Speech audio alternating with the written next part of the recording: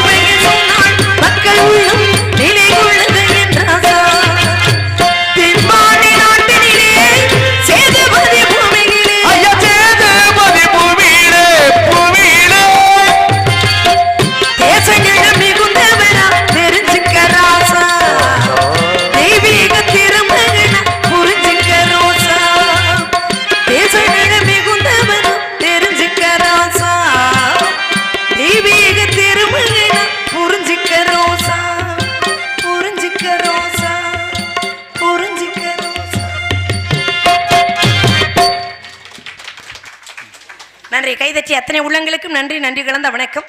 நல்லதையே பேச வேண்டும், நல்லதையே நினைக்க வேண்டும். நல்லதையே பேசி நல்லதையே நினைக்கும் பொழுது நம் வாழ்க்கை நடப்பது எல்லாமே நல்லதாகவே அமையும். நல்லதையே பேச வேண்டும் என்று சொன்னால் அந்த முருகனுடைய திருநாமத்தை தான் சொல்ல வேண்டும். நல்லதையே நினைக்க வேண்டும் என்று சொன்னால் அந்த முருகனை தானே நினைக்க வேண்டும். எப்படி தெரியுமா? அண்ணனுடைய விருப்பத்திற்காக அள்ளி வச்ச மல்லிகையே என்ற பாடலை பாடும்படி அண்ணனுடைய ஒரு வேண்டுகோள். அதற்கு நாங்க அள்ளி வச்ச மல்லிகையே புள்ளி வச்ச உண்மையிலே ரொம்ப நாளா இதெல்லாம் பாரு. என்ன மயக்கம் என்ன தயக்கம் என்ன மயக்கம் என்ன தயக்கம் நீ சிரிச்சா போதும் குறிஞ்சி பூக்கும். அள்ளி வச்ச மல்லிகையே புள்ளி வச்ச உண்மையிலே என்ன மயக்கம் என்ன தயக்கம்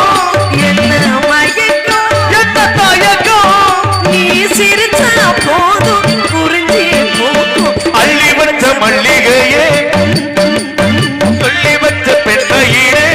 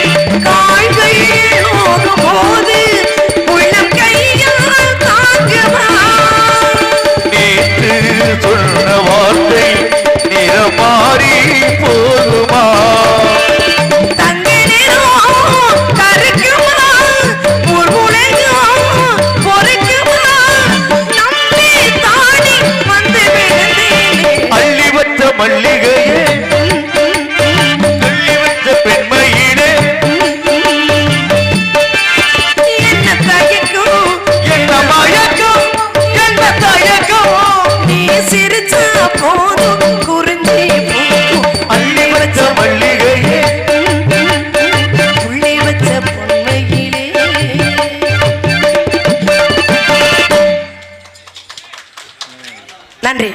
இப்படி இவர் நினைத்து பாடிக்கொண்டிருந்தால் நேரம் போவதே தெரிவதில்லை. ஏன்னா இவர் நினைச்ச பாடணும் அப்படின்னா விடிய விடிய பாடிக்கிட்டே இருக்கலாம். அதை எடுத்து வைங்க, எடுத்து வைப்பா எல்லாத்தையும். தாய்மார்கள் அன்னைக்கு நிறைய இருக்காங்க. இவங்ககிட்ட ஒரே ஒரு விஷயம் கேட்கலாம்னு நினைக்கிறேன். ஏன்னா அவங்கவுங்களும் அங்கங்கே பேசிக்கிட்டு இருக்காங்களே அன்னைக்கு மாதிரியே. தாய்மார்களே கொஞ்சம் என் பக்கம் திரும்புங்க.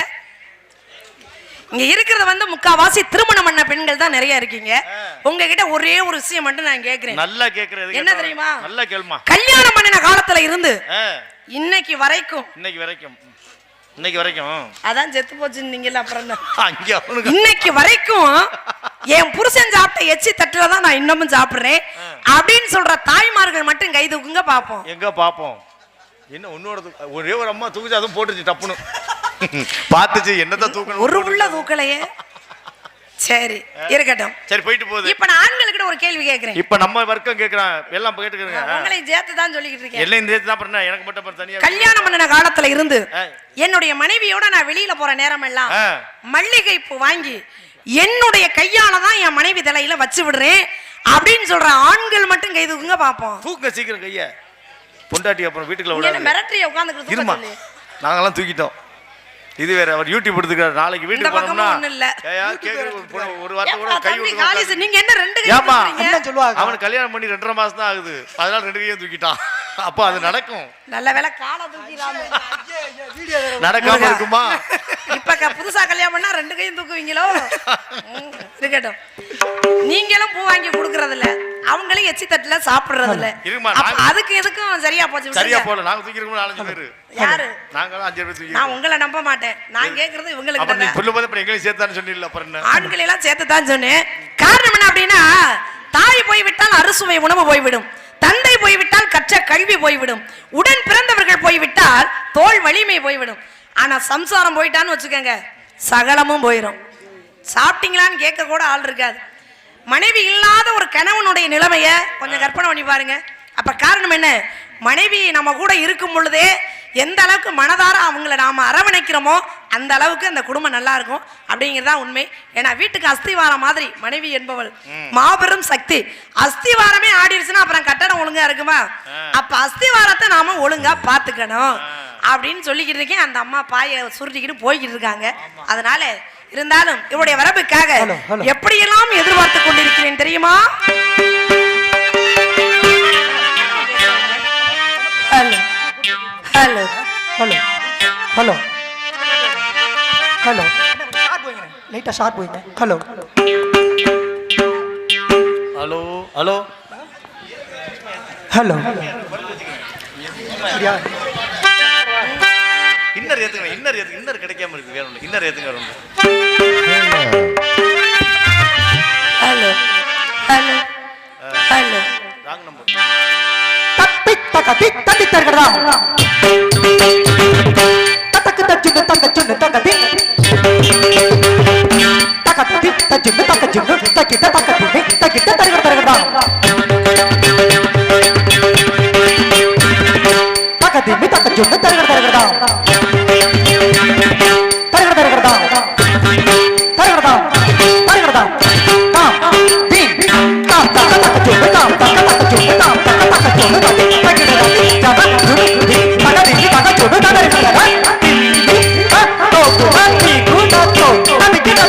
அறிந்திருந்து பார்க்கும் மர்மம் என்ன?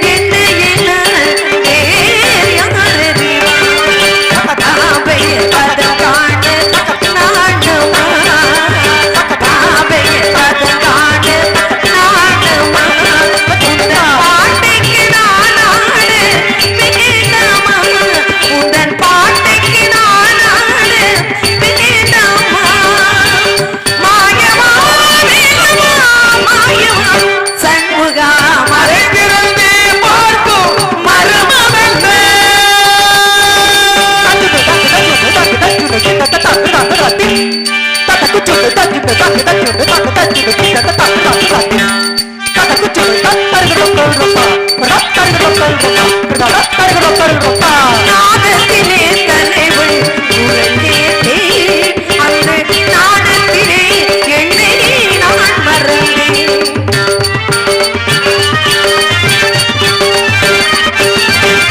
நாதத்திலே ஏன்னா எல்லாருமே கைதட்டலாம், தாய்மார்களுக்கெல்லாம் கட்டுப்பாடு இருந்தாலும் அவங்களுக்குன்னு ஒரு கூச்ச சுபாவம் இருக்கும்ல, அதனால தட்டணும்னு நினைச்சாலும் அவங்களால தட்ட முடியாது. ஏன்னா சாதாரணமாக மிருதங்கம் வாசிப்பது என்பதே மிக மிக ஒரு கடினமான விஷயம்.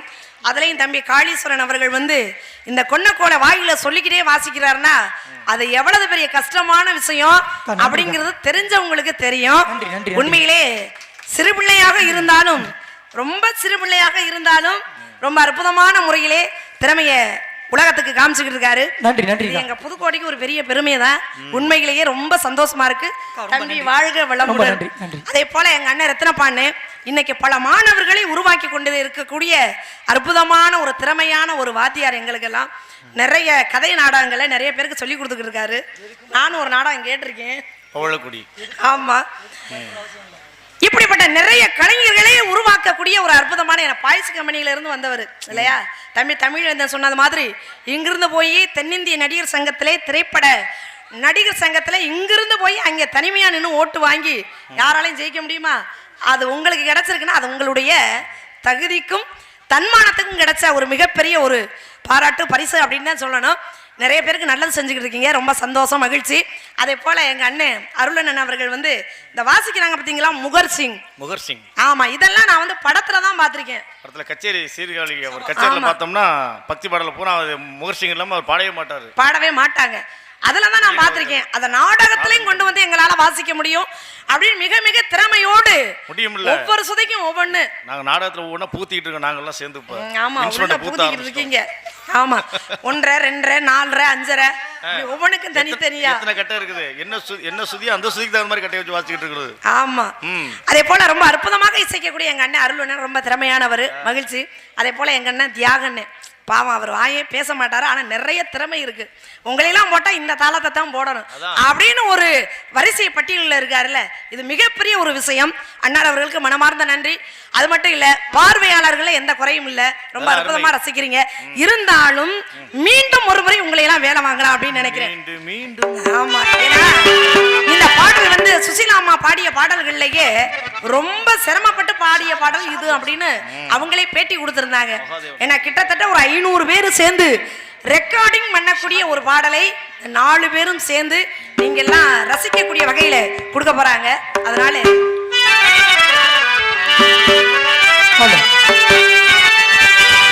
மன்னவள் வந்தானடி தோழி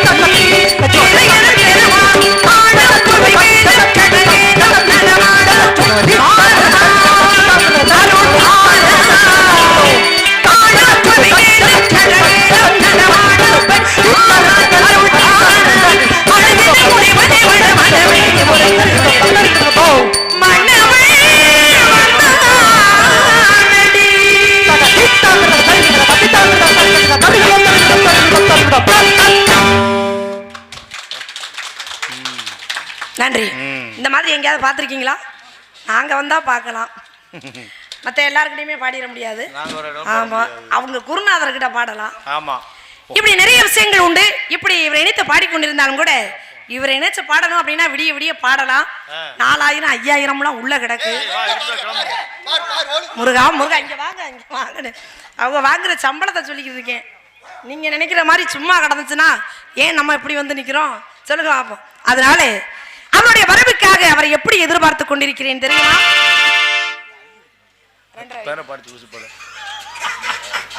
என்னது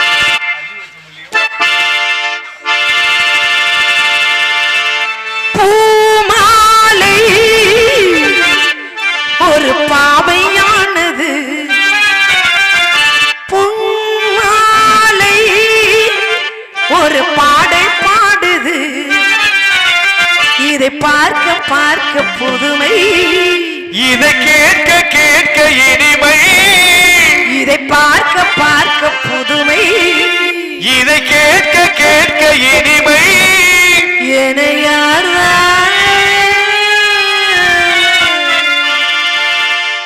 என்ன ரத்னபான பெட்டிக்காரன் என்னம்மா என்ன அப்படியே சாட்சி புரிவீங்க போல? அவ்வளவு வேற என்ன பண்ண அதே மாதிரி வாசிக்கணும்ல. பெட்டி இஞ்ச வரமா இது கொண்டு வர்றது, வாசிக்க தான் கொண்டு வர்றது. சரி, சவுண்டே வெளியில கேட்க அந்த பாதை மாறாம அப்படியே கொஞ்சம் கூட மாறாம அப்படியே வாசிக்கணும். ரொம்ப சந்தோஷம். ஒரு சில பேர் வாசிச்சா நிறைய பாம்பு உள்ள வந்துருது. அதுக்கு என்ன பண்றது? ஒரு சில அப்படிதான் இருக்கு. பூமாலை ஒரு பாவையானது, பொன்மாலை ஒரு பாடல் பாடுது. இதை பார்க்க பார்க்க புதுமை, இதை கேட்க கேட்க இனிமை, இதை பார்க்க பார்க்க புதுமை, இதை கேட்க கேட்க இனிமை. இளையாராய்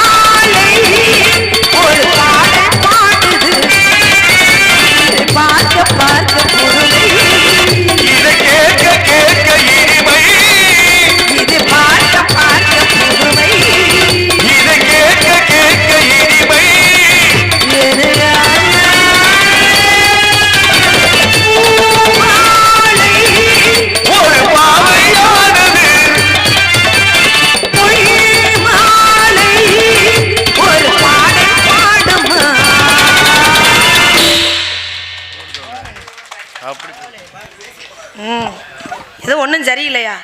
உங்க போதைக்கு நாங்க ஆள் இல்லை சரியா?